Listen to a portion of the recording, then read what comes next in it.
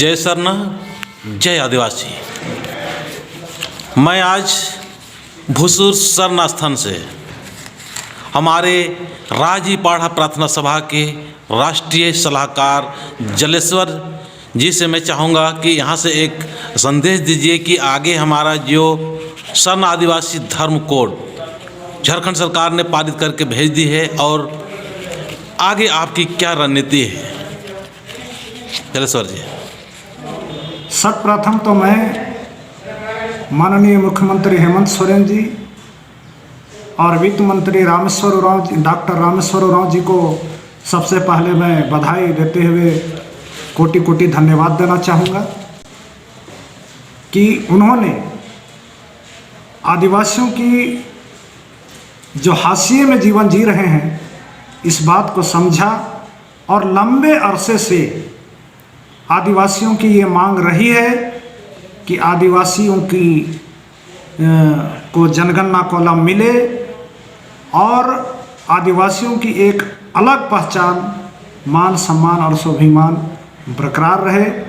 इसके लिए आदिवासियों ने लंबे अरसे से जो आंदोलन किया, आज झारखंड सरकार इस बात को समझी और आदिवासियों के जोर दबाव के आगे सरकार को ये बिल पारित कर भेजना पड़ा। सरना आदिवासी धर्म कोड झारखंड में सभी लोग मान चुके हैं और अन्य प्रदेशों में किस तरह से मूवमेंट है और क्या इस नाम से सहमत हो रहे हैं क्या? सर्वप्रथम तो मैं ये कहना चाहूँगा कि आवाज़ भले ही झारखंड से ये उठी हो, लेकिन जिस तरह से जोरदार आंदोलन झारखंड के 32 जनजातियों ने एक स्वर में सरना आदिवासी शब्द का आह्वान कर सरकार को झकझोर दिया और सरकार मजबूर होकर के यहाँ पर आदिवासी सरना धर्म कॉलम को बिल पारित कर जो भेजा है, इसकी आवाज़ केवल झारखंड में ही नहीं पूरे देश में आज ये एक लहर की तरह फैल चुकी है और आदिवासी भी इस बात को समझ चुके हैं कि आदिवासियों की एक अच्छी खासी जनसंख्या जो महाराष्ट्र कार्यालय नई दिल्ली में आज भी उपलब्ध है कि देश के जनगणना में आदिवासियों की स्थान 12 करोड़ है, जबकि अगर अंदरूनी इसको देखा जाए या इसके तह में जाया जाए तो बहुत सारे ऐसे आदिवासी हैं जो लगभग 55 से 60% लोग जो हिंदू लिखे हैं उसकी गणना हिंदू में हो रही है। अगर एक्चुअल आदिवासी का काउंटिंग किया जाए, गणना किया जाए और उसको कॉलम मिल जाए तो निश्चित तौर पर आदिवासी 22 से 25 करोड़ से ऊपर जनसंख्या जाएगी और एक अच्छा खासा प्रतिनिधित्व हासिल करेगा। क्योंकि आज के समय में संख्या बल ही सब कुछ निर्धारित करती है, चाहे वो ट्राइबल सब प्लान का फंड हो, चाहे राज्यसभा सदस्य हो, चाहे सांसद सदस्य हो, चाहे विधानसभा सदस्य हो या फिर आरक्षण का मामला हो। आज पूरे देश में चाहे नाम चाहे आज संख्या बल ही सब कुछ है और साथ ही साथ आदिवासियों का आस्था विश्वास भी इनके साथ जुड़ा हुआ है। जो आज भले हमें अनुसूचित जनजाति कर भारतीय संविधान के अनुसार कहा गया कि हिंदू धर्म मानने वाले ही जो पिछड़े दबे लोग हैं वो आदिवासी हैं, लेकिन ऐसी बात नहीं है। आदिवासी वो हैं जो प्रकृति पूजक हैं, उनकी संस्कार, उनकी संस्कृति, उनकी पर्व, उनका त्यौहार ये सारा हिंदुओं या अन्य धर्मों से अलग है। और एक सबसे बड़ी उपलब्धि है कि आदिवासी में वर्ण व्यवस्था नहीं है, आदिवासी में किसी तरह का ऊंच नीच नहीं है, आदिवासी में किसी तरह का भेदभाव नहीं है। आदिवासी एक समतामूलक समाज है और आदिवासी में अगर सचमुच देखा जाए तो भारत का आधा संविधान आदिवासी की संस्कृति में ही निहित है। आगे मैं आपसे ये पूछना चाहूँगा कि यहाँ से विधानसभा से पारित होकर चले गया, अब आगे हमारे जो संसद है और राज्यसभा जो संसद है उन लोगों के ऊपर किस प्रकार से मतलब बातचीत हो रही है, या क्या उनके साथ में आप लोग का कुछ चर्चाएं हो रही है कि कैसे केंद्र से पारित कराया जाए? बिल्कुल, आज चर्चा हुई इस पर। जैसे ही झारखंड सरकार से बिल पारित कर भेजा गया, अब अगला रणनीति हम लोगों की होगी कि हमारे भारत देश में लगभग 46-47 आदिवासी हैं सांसद। उन सभी सांसदों को हमारे राष्ट्रीय कमेटी के माध्यम से पत्र लिखा जाएगा कि आप लोकसभा में सांसद में आदिवासी धर्म कोलम, सरना आदिवासी धर्म कोलम का आवाज़ उठाएं ही नहीं, बल्कि पारित कराने का भरपूर प्रयास करें। और अगर यदि हम सफलता ना पाए या नहीं मिली तो उस हालात में हम फिर जोरदार तरीके से सभी राज्यों में घूम घूम कर बैठक कर वहाँ से भी पारित कराने की बात करेंगे, वहाँ के आदिवासियों को भी आंदोलित करेंगे और जोरदार आंदोलन का हम लोग एक रणनीति बनाए हैं जो अभी हम लोग तय नहीं किए हैं। तो इस मुद्दे पर कोई सांसद अभी आप लोग से चर्चा वगैरह किए हैं क्या? हाँ, बहुत सारे 2-3 ऐसे सांसद हैं, जैसे अर्जुन मुंडा जी हैं और कुछ उड़ीसा के हैं, कुछ छत्तीसगढ़ के हैं। उसी तरह से हमारे झारखंड में और भी हैं। अभी हम लोगों ने लाइन अप करना चालू कर दिया है। अभी बात तो नहीं हुई है, लेकिन हम लोग बात करेंगे। और जैसे ही झारखंड सरकार ने बिल पारित करते ही झारखंड में एक विजय जुलूस के रूप में मना रहे हैं, इस विजय जुलूस को किस रूप में देखते हैं? ये तो आधा है अभी हमारे पूरी खुशी ना कहा जाए, इसको आधी खुशी ही कहा जाए, क्योंकि एक शुरुआत है। हम लोगों ने एक सीढ़ी चढ़ चुका है और अभी अंतिम सीढ़ी चढ़ना बाकी है। लेकिन जिस तरह से ये धीरे धीरे जनमानस में इतनी फैल चुकी है, लोगों को अपना अस्तित्व खुद ख्याल आने लगा है, इस हालात में एक बड़ा मूवमेंट बनेगा और बनने के बाद सरकार को मजबूरन झुकना पड़ेगा। क्योंकि भारतीय संविधान के अनुसार हम भी भारत के नागरिक हैं और नागरिकता होने के नाते हमारा भी उतना ही अधिकार है जितना अदर्स का है।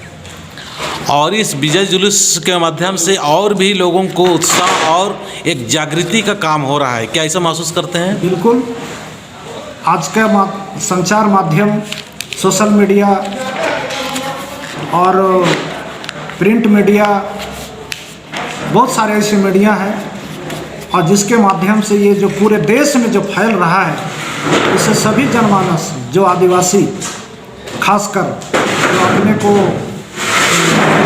दबा कुचला महसूस करता है या स्वाभिमान उनका दबा हुआ है, तो महसूस कर रहे हैं कि आने वाला कल हमारा भी एक अच्छा खासा एक जनसंख्या बल होगा और जिसके आधार पर आने वाले कल मेरा भी मान सम्मान और स्वाभिमान ऊंचा होगा। ये निश्चित तौर पर है कि ये जुलूस और ये क्या बोलेंगे इसको, ये जो हमारा विजय जुलूस के रूप में जो निकाला जा रहा है, ये एक प्रेरणा का काम कर रहा है। जी जी। और सरना आदिवासी धर्म कोड एक तरह से कहा जाए तो एक संगम की तरह है, एक संगम की तरह है और उस संगम तरह एक निचोड़ आया है कि इस बात पर झारखंड के जितने भी हुए सभी लोग मान चुके हैं और अन्य प्रदेश के लोग भी। मैं चाहूँगा कि सरना मतलब पर्यायवाची शब्द प्राकृतिक ही होता है, तो इस बात पर सभी लोग सहमत हो जाए, मैं ऐसा उम्मीद करता हूँ। आपका इसमें क्या राय है? नहीं, ये बिल्कुल सत्य है। सरना शब्द अगर कहा जाए तो ये एक प्रकृति सूचक शब्द है, किसी तरह का जाति सूचक शब्द तो है नहीं। लेकिन अगर हम दूसरे परिप्रेक्ष्य में देखें तो 1871 की जनगणना से लेकर के 41 तक एबोर्जिन,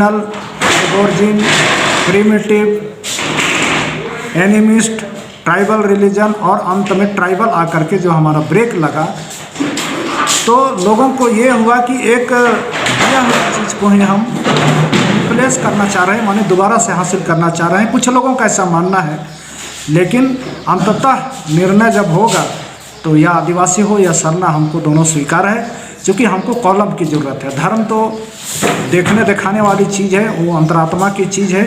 कोई भी धर्म ऐसा नहीं होता है कि बुरा करने के लिए कहता है, सभी धर्म अच्छाई को ही कहता है, इसलिए सरना धर्म भी अच्छा ही कहेगा।